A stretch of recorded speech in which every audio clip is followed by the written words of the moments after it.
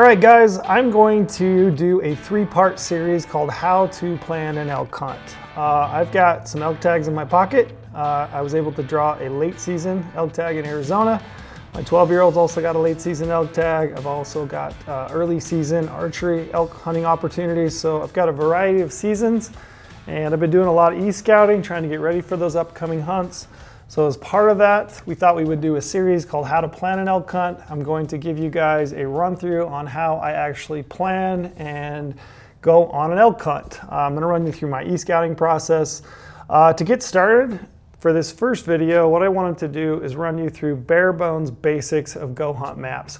I want to show you where to find them, what layers are available to you, what tools are available to you, how they work. So it's just going to be a bare bones overview of our mapping platform, which I think can help you guys be that much further down the road when you actually start e-scouting and putting a plan in place. The second part and the third part of this video, I'm going to dive deeper. So the second part, I'm going to dive into actual elk behavior, where to find elk, how to plan a hunt, how to get into the country, what tools are available to you that are real specific to finding and actually killing elk. The third part of the video is going to be more mobile based. So I think that mobile map app, your mobile map app in your phone, and actually being out in the field is probably one of the most important tools to any hunter currently. I actually think it's probably the one thing that has changed hunting more than any other over the last 10 to 15 years. It's really this tool that you can use to help you be so much more effective in the woods, whether it's finding camping spots, learning how to navigate to and from your camp, finding elk. I found it really useful in actually stalking and moving in on animals. You can pull up that aerial imagery and really help yourself a lot in the field and being successful. So, like I said, first video, we're just gonna dive in and cover the bare bones basics of GOHUNT Maps. So right now, as you see on my home screen, I've got our website pulled up. I'm gonna go over here and click on the tools. I'm going to see the drop down. I'm going to click on Maps. That's going to pull up GOHUNT Maps. As you do that, right here at the top, you can see I've got my library. That includes all the various states that we offer. So you can see everything from Alabama all the way down at the very bottom to Wyoming. So we have maps or map layers for all of those states. Next to that, underneath, you can see you've got hunts. If I click on that hunts app, you'll actually see the hunts that I've been working on planning. I've muted all my waypoints for the most part so that you guys can't see those, but you can see some of the hunts I've been planning. If I were to click on that, that would have all the information for those hunts, including waypoints, notes. It could include pictures if I've added those to those hunts. I'm essentially creating my hunt portfolio for that specific hunt. If I wanted to create a new hunt, I've got a tab right here. I can click on Create New Hunt. I can title it, and I can start adding notes, waypoints, polygons, anything that I might need to actually plan that hunt. A lot of the time, as part of my e-scouting, I'm talking to other people. I'm looking at forums. I'm doing Google searches. I'm watching YouTube videos. I'm talking to biologists. I'm talking to game wardens. I'm reading biology reports for the various states and species that I'm hunting. A lot of those notes I'm adding right here into my Create a New Hunt, and that's my hunt plan as I develop that. So that's where you do that. If I click over here within that, you can see the content that would load all of my waypoints, polygons that I've created. So just be aware that's where you find that. You can actually turn those on and off via these tabs. You can sort them. Last modified, A to Z, recently created. Over here with the three dots, you can see that I can select those. I can turn them all on and off. I can import or export right there as well. Super easy. I'll get into that just here in a second as I drop down further on the right portion of my screen. Right here underneath that, I've got my terrain analysis tool. I'm going to dive into it here a little bit later, but that's where that's located. It's a handy little tool. Beneath that, you can see the historical imagery icon. That allows me to look at the aerial imagery for the area that I'm scouting over a variety of dates. So it becomes important when you're planning a hunt. Specifically, I often use it as it relates to water. So if I'm looking at an arid area, I find a pond or a seep. It looks really green. It looks like it's got water. It looks like it might be a great spot for elk. I'm probably going to go back in the aerial imagery and I'm going to look at different dates because I want to get a gauge of whether that's actually, you know, perennial or if it dries out. So that's a great little tool. You can look at feed, you can look at burn scars. That aerial imagery tool can be really handy for evaluating an area based on what has happened and the current state of the unit that you're hunting. So that's where you find that. Below that, I've got my data manager. This is the portion of the site where you can import or export your waypoints. So if you are a member of another mapping platform, you can export those waypoints in a KML file. And you can just simply save that to your desktop, and then you can drag and drop that file into your GOHUNT Maps. It's super easy. You can do that in probably less than 2 minutes. So if that's been a holdup for you on maybe transitioning or using our maps, don't let it be. It's a really simple process. You can do it via mobile or desktop. It's really easy. And then down below that, you can see you have your account details. So I can check my account settings. I can change things within my settings, including, you know, the name of my profile. I can look at the comments that I've recently left. I can manage my membership. I can change my password. I can look at my point tracker, my shop purchase history. It basically has everything that I need within my GOHUNT Insider account. So with that, I'm going to actually dive in and show you how some of these layers work. So that's where my account manager is. It has all my details for my Insider account. Up here at the top of the page, I've got some tools, including my drop a waypoint. So these are my waypoints. If I wanted to drop a waypoint randomly here, we'll say in this Escalante portion of Utah, I can just drop that. It's going to open up the waypoint. I can edit that waypoint, so I can change the color of it. Let's say that that's an elk. I can add the icon. I can change the color of it if I want to. It really helps you organize your waypoints visually so that you very quickly can analyze your hunt plan. So I like to label my glassing points with the glassing icon a different color so that I can very easily see that visually. If I see an animal, I will typically drop the waypoint, whether it's an elk or a deer, antelope. We have a bunch of them. You can label your truck when you leave your truck, and you can color code all those. And Brady's really big on this when he organizes his hunts because it allows him to very easily visually, conceptually see his unit and his plan as it's developing. So that's how you drop a waypoint. You can change the name right here. So if you see a buck or a bull, if I saw a 6x7 bull right there, I might want to write 6x7 bull, the date, the time, whatever that information that I want to add, I can do that.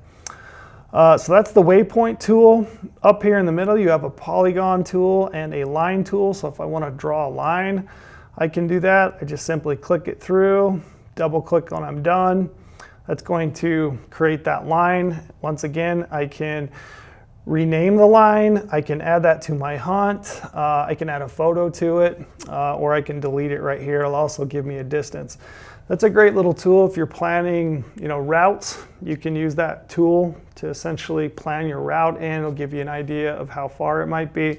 We also have a measuring tool that I'll touch on here in a sec. But that's a nice little tool that you can use in planning your hunts. Right over here, I have a polygon tool.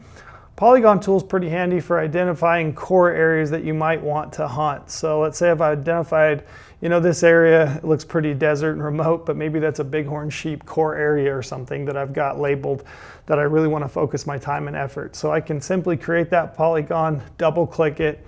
I can rename that. I can add photos to it. I can add to a hunt that I've created. It'll give me an estimation of the perimeter, so the amount of space that's in that. Looks like this one I just created is 87.35 miles within that. I can add notes to it. I like to use polygons when I'm looking at bedding areas, feeding areas. It really helps me, again, visually identify areas that I might want to spend my time scouting and focusing on. I use this quite a bit for antelope hunting, actually. So I've gone through biology reports. I've read and identified areas that are the most likely to have antelope.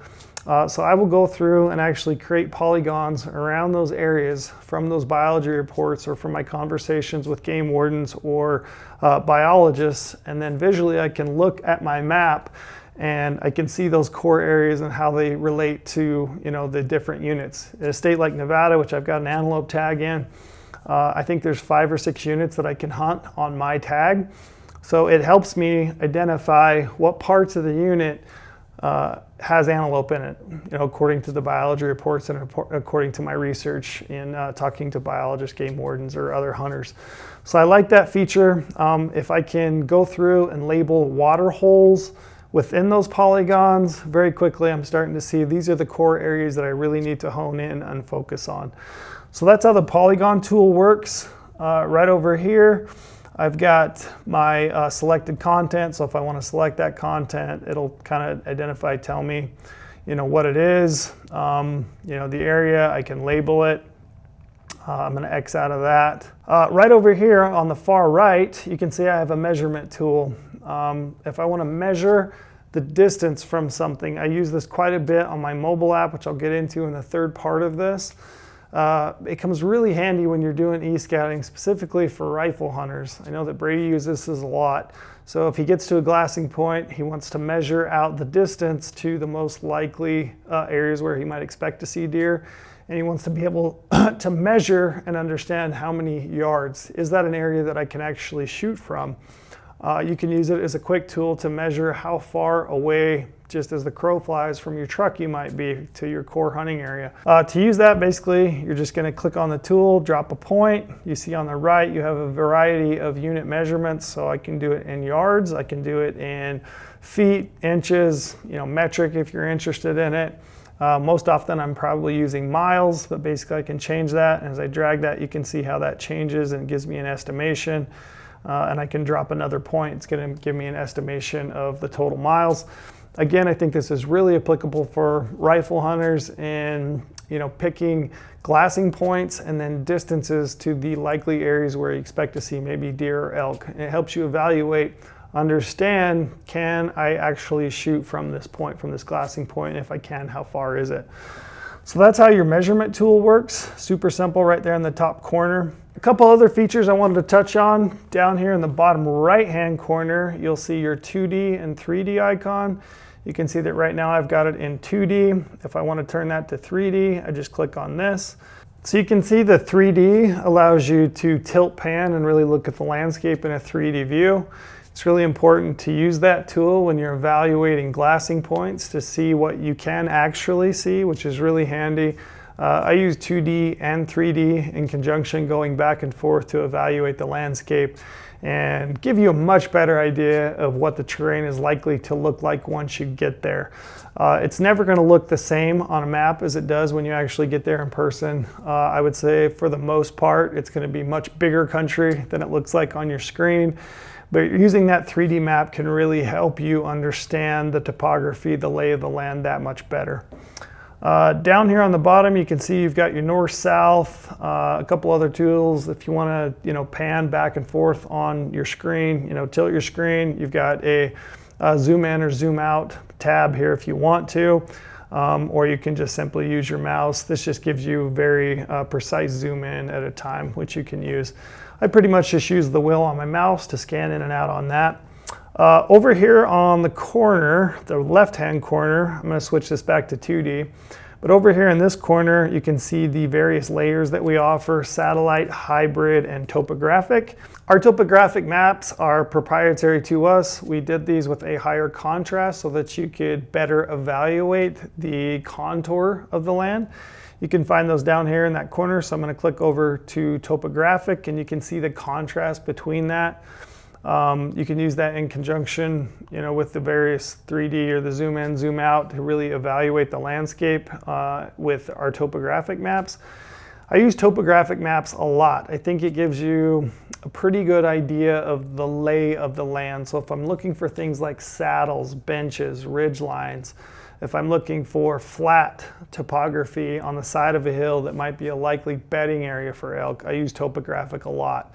That can be really handy, and like I said, I use it in conjunction with my 3D aerial imagery quite a bit. Along with that, we have a hybrid map. So the hybrid is the aerial imagery with a topographic map or contour lines laid over that. That gives you a nice view so that you can actually see through to the various vegetation types in the landscape. And it also gives you those contour lines to show you how that land lays. So you can use that. It's a nice little layer to just help you further understand the lay of the land and what it might look like. Down here in the middle of the screen, you can see your coordinates. So there's a variety of coordinates that you can choose from. Some people are used to UTM, which is the coordinate system that I like. A lot of people use lat long, so you can change that to what you're used to. Like I said, I use UTM quite a bit, so I'm going to click on that. It's going to be, 13 north, the numbers, the digits that are available here in the bottom. I'm used to that from working for the Forest Service. My GPS unit was always set up in UTM, so that's the coordinate system that I use most often. But use the coordinate system that you're used to. A lot of people use lat long. So that's kind of run through on the map features on the front end. Next, I'm going to dive into the library, and I'll actually show you what's available. So over here on the library, I've got two portions here at the top. I've got layers and overlays. You can see I've got active fires, active fire areas, and I've also got drought intensity. Those are all three overlays that I can put on my map. The layers portion of it, you can see that they're broken down by state. So I'm going to click on a state here and just show you the various layers that are available under each state. So for kicks and giggles, I'm going to turn on Nevada. When I click on that, you can see I've got all the various layers. So government land is usually one of the very first layers that I turn on because I want to know the land ownership. Public land hunter, I want to know where those areas are. So I'm going to turn that on. You can see I have a transparency slide here, so I can make those more or less transparent. I'm going to zoom out here to give you an idea what that looks like here as I zoom over to the state of Nevada. And as I zoom in, you'll start to see that this map is going to populate with the land ownership. You have keys down through here, so if you ever wonder what individual land type is, you can see those are keyed out. So most of this land that I'm looking at right here, you can see is BLM land. And again, I can turn that transparency either up or down to make that more vibrant. You can see the green portions of that are going to be Forest Service. You can see I've probably got some National Park Service land over here. But that's how you do that. Like I said, it's one of the very first layers that I turn on. Below that, you can see I've got a wilderness layer. That wilderness layer is going to identify all the national wilderness areas, whether it's WSA or roadless areas that are completely wilderness, which is that Forest Service distinction. If I want to turn this layer off so that I can shrink it back up so I can go down to the other layers, I'm just going to hit that button at the top. It's going to shrink it up. Right here, I've got my hunt units. So each state is a little bit different. Wyoming, for example, has got an individual hunt layer for every species. So you want to make sure that you turn on the species hunt units for the species that you're researching. So for example, in the state of Wyoming, I would want to turn on Wyoming elk because those are going to be different than Wyoming antelope. A lot of the states, Nevada included, they include hunt units which are for all species. So I'm going to turn that layer on, and you can see it's going to show me my boundaries of each individual unit with a number in it. So I'm going to shrink that up now I've got those turned on.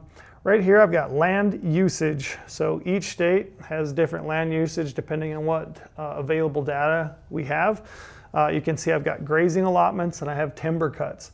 So those may be interesting to me if I'm trying to find and focus areas that have had timber cuts. Those are going to produce good feed for mule deer and elk. That might be something I want to explore. I want to know where that timber cut is. Grazing allotments might be really important to you. Generally speaking, we know that mule deer and sheep don't mix all the time. So I might want to explore these grazing allotments to see, where those are in the units that I'm hunting.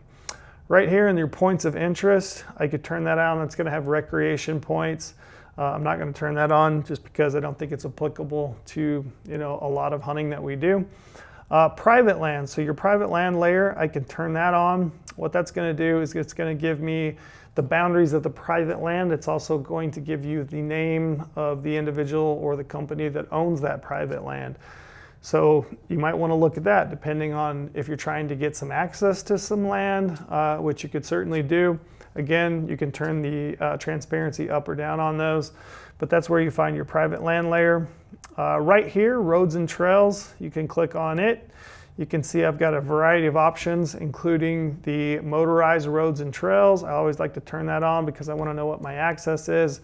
Again, we have a key here that you can use to relate back to what you're seeing on the map, so that you know whether it's a full width vehicle road, a high clearance road, an ATV road, or a dirt bike trail. Right here, we have a brand new layer, which is pretty dang cool, called the road density layer. As I turn that on, essentially what it's going to show me are the areas that have the highest density of roads. The areas that have low density of roads are going to be clear. What's cool about that is that you have that transparency to really look through the map and see the areas that are the most roadless or the most remote. That can be really handy to find areas that are likely to see less hunting pressure because there's less access. So that's a really cool little tool that you guys can explore there. Right here, you can see trail mileage. I could use that. I can use trail slope, which is going to give me a line of each individual trail on how steep that is. That can be really important for you as you're trying to plan your route up to your glassing point. You want to know how long it's going to take you. You know that those steeper portions of that are going to take you longer, so you can use that in your hunt planning to know, when you might have to get up in the morning and leave and actually hike up to your glassing point. Down here, you've got trails, so that's going to be your hiking trails. So great little layer as far as access goes to help you plan your hunt. I'm going to go ahead and click out of that. Down below that, I've got a layer called species distribution. Now, not every state has this, but I do think if your state has it, you should explore it, and you should start looking at what happens when you hit each individual layer. So since we're talking about elk, I'm going to hit the elk distribution layer, and you can start to see those pop up. So this is very quickly and easily identifying the areas that have been identified, have been pulled out by Nevada Game and Fish to say these areas are primary elk areas. So that can help you understand these are core areas where elk live. It can definitely help eliminate a bunch of country that you probably don't need to spend your time in. These can be really important as you cruise down through these layers. You can see you got a layer for mule deer distribution, mule deer movement corridors. Right up here at the top, like I said, talking antelope movement corridors. That might be important to you as you start planning your hunt. If you got a rifle hunt and it's late, you might want to look at those to see where those antelope are likely to move. Also, distribution layers for each individual species are really handy to just help you identify core areas to where you might start your research. So those are really handy. Below that, I've got terrain. So I can highlight and look at terrain that is only applicable maybe to the hunt that I have. So for example, if I'm hunting Colorado and I want to hunt high alpine basins for early archery deer, or if I'm hunting New Mexico in an area and I know that most of the elk during the rut congregate between maybe that 9,000 and 11,000 foot range, I can use this tool right here to just simply highlight those areas that are within that elevation, that range. So that can be really handy to quickly identify elevation bands that are within your area that fit the hunt that you're going on. So be aware of that. Kind of a cool little tool. I'll dive into the terrain analysis tool here in a sec and show you how you can do something very similar with it. It becomes even more powerful. Below that, you've got your water layer. As you scroll down, you can see I've got guzzlers, I've got rivers and streams, and I also have springs. So I always turn those on. I want to explore those in the core areas that I'm starting to e-scout. Water is really important. It's super important to elk. They're a big animal. They have to thermoregulate. They have to drink pretty much every single day. Those seeps, those springs, those guzzlers, and arid areas become really, really important. Same with the antelope. Water's everything, so I always want to know where the water sources are within the core area that I'm scouting. So those layers are really important. I'm going to turn those off just as I kind of go out and kind of show you some of the rest of this stuff. Down below, one of my very favorite layers, wildfire layers. So wildfire layers are going to show you the burns or the burn scars for each individual year from 2024 all the way back to 2010, and I can turn those on and off individually. So for elk specifically, I know that burns are like magnets. It produces good feed. It's like ice cream for elk. So I want to explore burn areas within my hunt area. It becomes even more powerful when I start to explore things like water and also terrain, the elevation. So I can use all those different tools in conjunction with each other. The species distribution is another powerful layer. And you can kind of see how all the various layers are a piece of the puzzle. And when I start to put those together, I'm very quickly identifying areas that I'm likely to find elk. From there, I can go and start creating polygons, dropping waypoints, things like that to help me build out my full plan. People ask all the time, how old of a burn is conducive for elk? I would say after a burn, provided it's at elevation, decent elevation, it looks like the water year's been pretty good. A lot of times those elk will be right back into those burn areas that very next year, if not sooner. So I definitely want to look at the 2024 wildfire layers. I would say you got maybe a 10-year, maybe 15-year window when those are going to be the most productive for elk. Prior to that, less important for sure, but really like that first 10 years, I would say, super critical for elk because it produces a massive amount of feed. If you look across the West, I'm from Southern Utah. If you want to know the areas that are producing the best bulls, you can almost unequivocally follow the fire layers because those fires are going to produce phenomenal feed, and almost without doubt, those subsequent years, maybe 2, 3, 4, 5, it's going to start producing better bulls because the feed is better calcium, better growth, just better groceries, better antler growth. So pay attention to your fire layers. I've had really good luck with hunting fires, hunting burn scars. Like I said, it's one of the most important layers that I could drill into your head in regards to elk. It's not always the case, but I would say for the most part, fire layers, really important to finding and hunting elk. So those are your layers. I'm going to click back right here. Again, every single state offers those, and you can go through them and really fine tune them. Over here on the left, I already touched on hunts. I'm going to drop down to the terrain analysis tool. To show you this, kind of the demo of how this works, I'm actually going to cruise over to another state so that my map is not completely covered up in the layers that I just turned on. So this terrain analysis tool is a neat little tool that allows you to very quickly evaluate the landscape. If I turn this layer on, and I'm going to drag my transparency over here so it's 100% so you can see.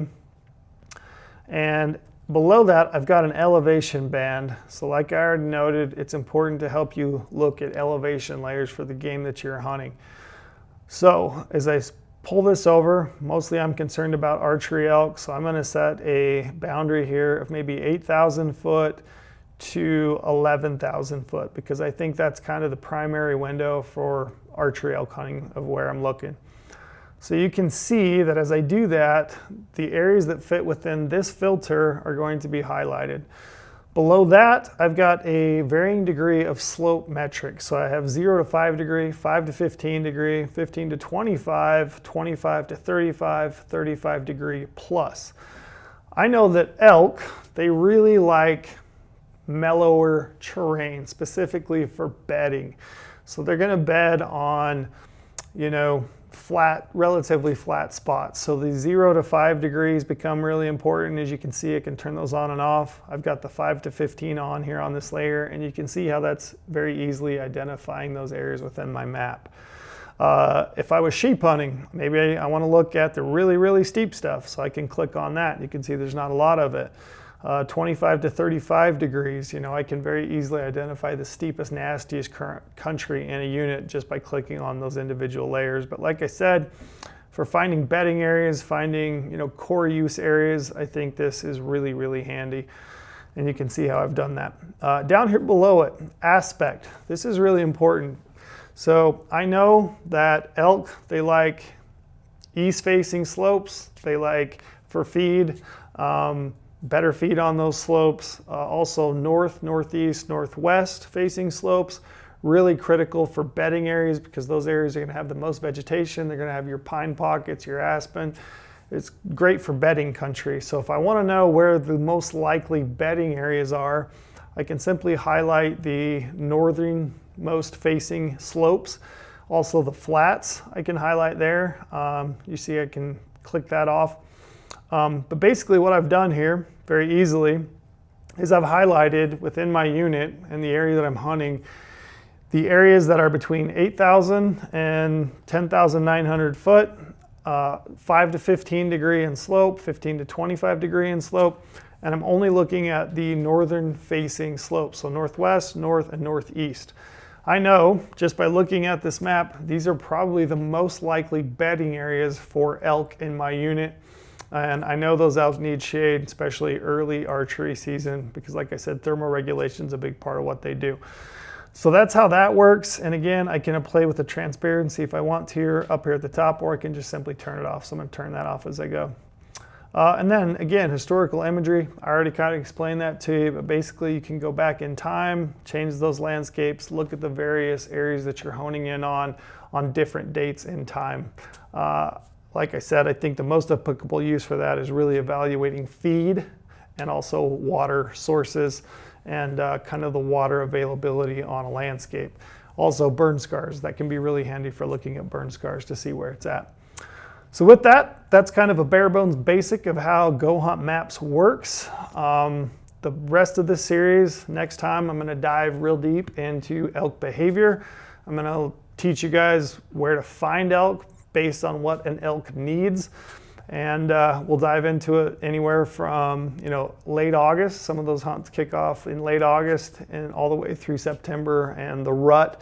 We're gonna talk feed, we're gonna talk water, we're gonna talk pressure, we're gonna talk bedding areas, and we're gonna talk fires. And we're gonna use all these different layers in conjunction with an individual unit to really hone in and find an area where elk exist. Every year I hear from people, they're trying to pick the perfect unit. You may be drawing a unit and you're just looking at it and you're completely overwhelmed on where to find elk. The tools exist within your GOHUNT Maps to really help you key in and find areas and really drill down into them to know where elk are likely to be. All those tools exist in your GOHUNT map account. And then lastly, like I said, and we're going to dive into the phone. I'm going to show you how I use my phone in the field with my maps on it to navigate the landscape, help me actually kill an elk, because I think that phone is a major, major benefit. It's a huge tool in helping you find success in the field. So with that, that's kind of wrap, bare bones basic on how to hunt elk this coming fall. Look forward to diving deeper into the subsequent series of this little video that we're going to do.